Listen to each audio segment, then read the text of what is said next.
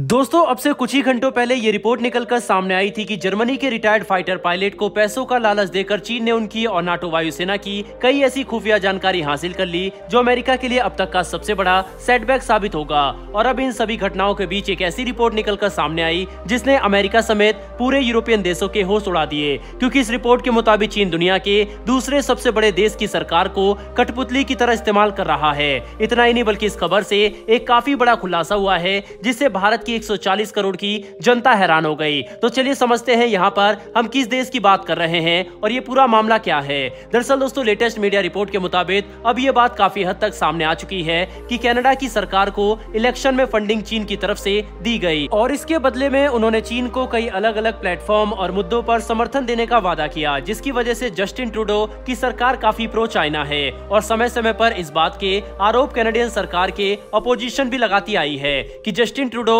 चीन को लेकर काफी कमजोर रुख रखते हैं और उनकी सरकार चीन के साथ मिलकर इलेक्शन में धोखेबाजी कर रही है, जिसके खिलाफ कनाडा की पूरी जनता को एक होकर सवाल करने चाहिए। बता दें कि एक समय ऐसा आ गया था जब सभी लोगों को लगा कि जस्टिन ट्रूडो की सरकार गिर जाएगी, क्योंकि सभी अपोजिशन पार्टी एक होकर इस धोखेबाजी के खिलाफ सवाल करने लगे थे कि आखिर कनाडा की मौजूदा सरकार का चीन से क्या लेना देना है और इलेक्शन में किस तरह की धोखेबाजी की गई। अभी तक सामने आई जानकारी के हिसाब से कैनेडियन सरकार और चीन के बीच में कई ऐसे कनेक्शन सामने आ चुके हैं जिस पर सभी को शक था। खास करके 2016, 2019 और 2021 के चुनाव को लेकर ये मुद्दा और भी ज्यादा गर्मा चुका है, क्योंकि कथित तौर पर इन्हीं चुनाव के दौरान चीन ने दखलंदाजी की और जस्टिन ट्रूडो को जिताने के लिए काफी बड़े डोनेशन भी दिए, जिसमें से एक डोनेशन ट्रूडो फाउंडेशन को लगभग $2 लाख का मिला, जिसके कई सालों बाद अब ये डोनेशन लौटाने की बात चल रही है, जिसे लेकर अपोजिशन और कनाडा की जनता अपने ही सरकार से बड़े सवाल करने को मजबूर हो चुकी है। और आखिर उन्होंने चीन जैसे देश से इलेक्शन के लिए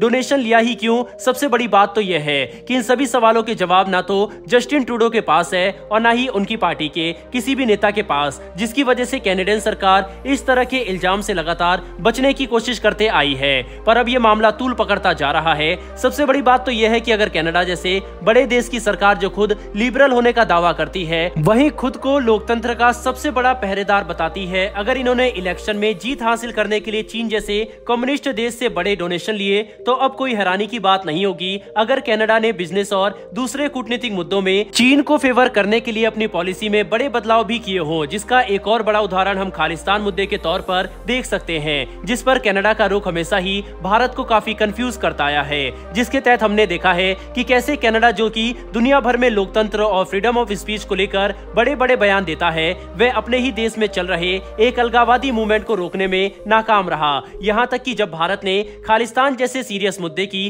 शिकायत की, तब में कनाडा की तरफ से न तो कोई उपयुक्त रेस्पॉन्स देखने को मिला और न ही कोई बड़ा एक्शन। यहाँ तक कि एक पॉइंट पर आकर तो कनाडा ने यह तक कह दिया कि भारत कनाडा के आंतरिक मुद्दों पर बयान न दे, जो कि सभी की समझ से बिल्कुल परे था, क्योंकि खालिस्तान मूवमेंट तो भारत को तोड़ने पर आधारित है, तो आखिर ये कनाडा का आंतरिक मुद्दा कैसे बन गया। लेकिन अब धीरे धीरे चीजों का कनेक्शन सामने आ रहा है कि कैसे कनाडा खालिस्तान मूवमेंट के खिलाफ कोई भी एक्शन नहीं लेता, तो वहीं पर दूसरी तरफ चीन कैनेडियन सरकार को इलेक्शन में जीतने के लिए बड़े डोनेशन देता है। ऐसे में ये कहना गलत नहीं होगा कि कनाडा चीन की तरफ से मिलने वाले पैसों की लालच में आकर भारत के खिलाफ अपनी नीतियों को एंटी इंडिया कर रहा है, जो जस्टिन ट्रूडो सरकार के लिए बिल्कुल भी अच्छा नहीं होगा, जिसके पीछे तो काफी बड़ी वजह है। सबसे पहले तो यह है कि कनाडा की 50% से ज्यादा जनता खुद एंटी चाइना है, जो अपनी सरकार का चीन के साथ किसी भी तरह का गैर कानूनी संबंध बर्दाश्त नहीं करेगी। और दूसरी बड़ी वजह यह है कि इस वक्त भारत समेत अमेरिका और सभी यूरोपियन देश चीन को काउंटर करने के लिए काफी मेहनत कर रहे हैं। ऐसे में अगर ये बात निकलकर सामने आती है